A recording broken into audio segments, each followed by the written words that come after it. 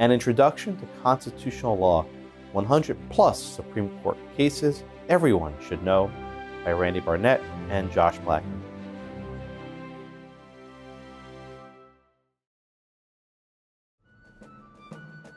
Planned Parenthood versus Casey, 1992.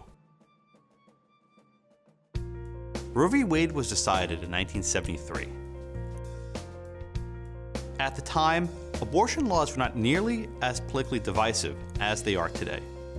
Indeed, when Roe was decided in 1973, a majority of the court was appointed by a Republican president, including 4 new Nixon appointees.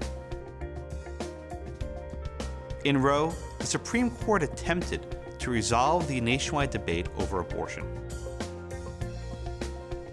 Far from settling the issue, Roe had the effect of polarizing the nation over this contentious issue. Many conservatives sought to overturn Roe and restore the power of states to regulate abortion. Short of a constitutional amendment, this goal could only be accomplished if more conservative justices were appointed to the Supreme Court. Between 1981 and 1991, Presidents Ronald Reagan and George H.W. Bush nominated 5 new members to the court: Justices Sandra Day O'Connor, Antonin Scalia, Anthony Kennedy, David Souter, and Clarence Thomas. By 1992, only 1 member of the Supreme Court had been appointed by a Democratic president, Justice Byron White, and he dissented in Roe. This gradual change in the court's composition was very important. Throughout the 1980s, states began to enact increasingly restrictive abortion laws, and some justices began to suggest that abortion regulations were permissible if they did not impose an undue burden on women's right to access an abortion. In 1989, Pennsylvania enacted new restrictions on abortion.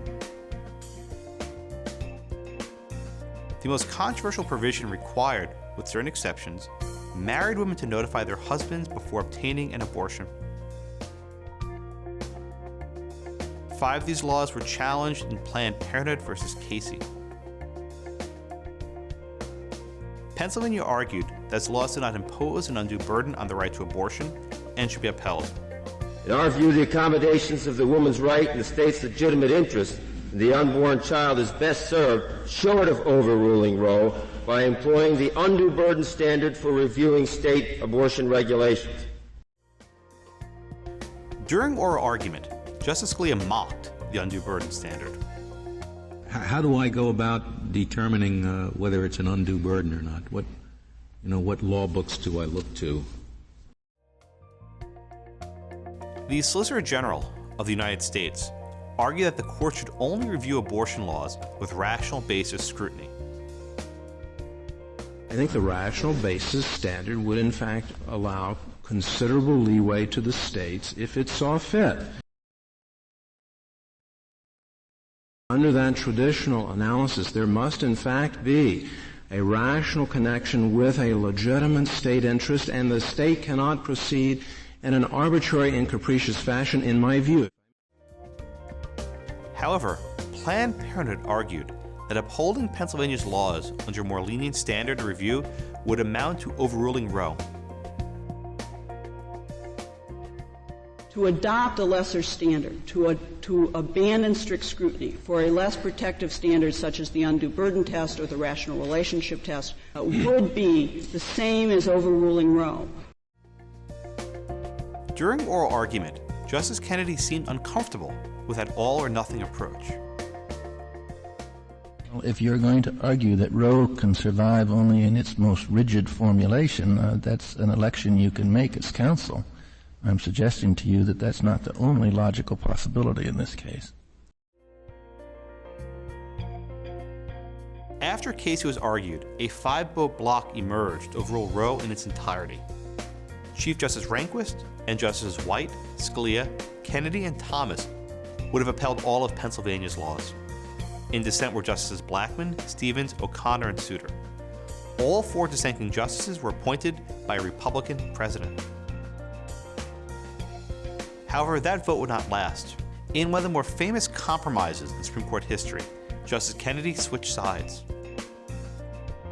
Ultimately, he joined Justices O'Connor and Souter to write the controlling plurality opinion known as the joint opinion. Justice Kennedy, Justice Souter, and I have filed a joint opinion, which is joined in part by Justice Blackman and Justice Stevens, and is to that extent the opinion of the Court. Chief Justice Rehnquist, joined by Justices White, Scalia, and Thomas, were in dissent. The joint opinion rejected the government's call to overturn Roe. And we conclude that the central holding of Roe should be reaffirmed. However, the Casey plurality departed from Roe in 4 ways. First, the Casey plurality abandoned Roe's trimester framework. Roe established a trimester framework to govern abortion regulations. That trimester framework, no doubt, was erected to ensure that the woman's right to choose not become so subordinate to the state's interest in promoting fetal life that her choice exists in theory but not in fact. We do not agree, however, that the trimester approach is necessary to accomplish this objective. Second, the plurality described the right to abortion in a very different fashion than did the Roe Court. Instead of focusing on a, quote, fundamental right to privacy, the joint opinion focused on liberty. Our precedents have respected the private realm of family life, which the state cannot enter. These matters involving the most intimate and personal choices a person may make in a lifetime, choices central to personal dignity and autonomy, are central to the liberty protected by the 14th Amendment.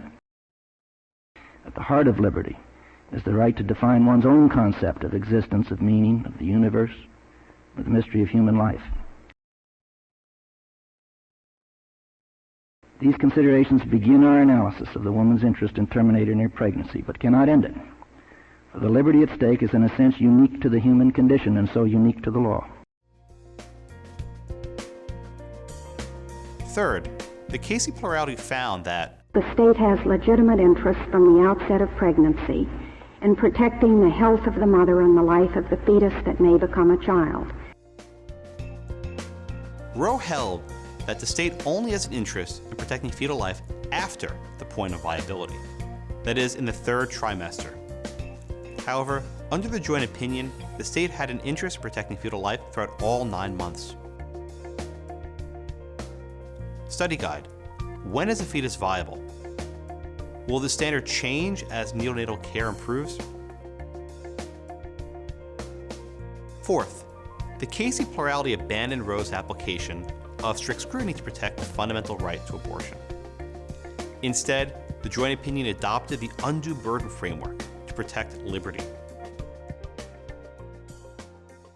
Under the standard we would adopt, so long as it does not place a substantial obstacle in the path of the woman's choice, throughout the woman's pregnancy, the state may enact measures designed to persuade the woman to choose childbirth over abortion. Put another way, the state may not place an undue burden on the woman's right to choose an abortion. Study guide. Does the adoption of the undue burden test make it less likely that the court would recognize and protect other fundamental rights? With these 4 changes to Roe, the plurality found that 4 out of the 5 Pennsylvania laws were constitutional. However, The husband notification requirement unduly burdens this right and is for that reason unconstitutional. Justice Kennedy added, A husband has no enforceable right to require a wife to advise him before she exercises her personal choices. And a state may not give to a man the kind of dominion over his wife that parents exercise over their children. Planned Parenthood versus Casey is a landmark decision concerning abortion rights. But the plurality also provided one of the court's most important treatments of stare decisis, that is, the principle that the Supreme Court should stand by its own precedents. The very first sentence of the joint opinion stated, quote, "Liberty finds no refuge in a jurisprudence of doubt." Study guide. What is the relationship between liberty and precedent? The three members of the plurality admitted that they may not have agreed with Roe as an original matter. However, the plurality relied on stare decisis to uphold Roe's central holding, even as it discarded important parts of the decision. A presumption in favor of stare decisis, of standing by the resolution of an issue reached in a prior case, is necessary not only to accomplish the mundane tasks of any legal system, but to realize our hope for a stable society aspiring to the rule of law. When, according to the plurality, should the court ever overturn a precedent? Except in the instance of a ruling so clearly erroneous as to be, for that very reason, unenforceable, our decisions to adhere to holdings of prior cases, or in exceptional circumstances to overrule them, are informed by a series of prudential inquiries, which in this instance provide reasons to adhere to Roe's central holding.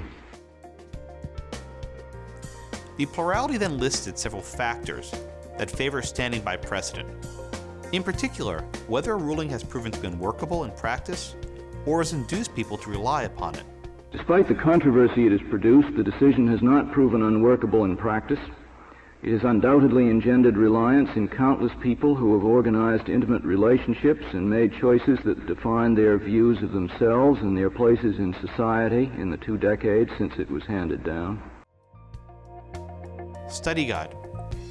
What is the value of precedent when fundamental constitutional issues are decided? Furthermore, Justice Souter contended that the court as an institution would be weakened if Roe was now overturned. To overrule in the absence of the most compelling reason to re-examine a watershed decision would subvert the court's legitimacy beyond any serious question. For that reason, the plurality found it imperative to adhere to the essence of Roe's original decision, and we do so today in striking down a portion of the Pennsylvania statute. Chief Justice Rehnquist, in dissent, chastised the majority for simultaneously abandoning Roe yet claiming to reaffirm it. Roe decided that a woman has a fundamental right to an abortion. The joint opinion rejects that view. Roe decided that abortion regulations were to be subjected to strict scrutiny and could be justified only in the light of compelling state interests. The joint opinion rejects that view. Roe analyzed abortion regulation under a rigid trimester framework, a framework which has guided this court's decision-making for 19 years. The joint opinion rejects that framework, and cases following Roe are overruled.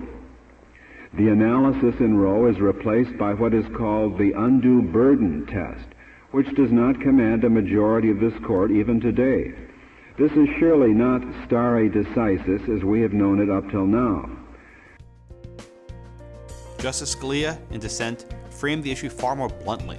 The plurality, quote, insists upon the necessity of adhering not to all of Roe, but to only what it calls the central holding.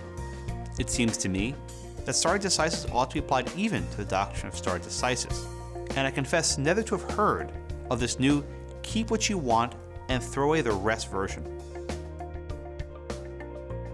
Chief Justice Rehnquist also disagreed with the plurality's conception of legitimacy. The joint opinion's insistence on preserving the form, if not the substance of Roe, can just as easily be viewed as a surrender to those who have brought political pressure in favor of that decision.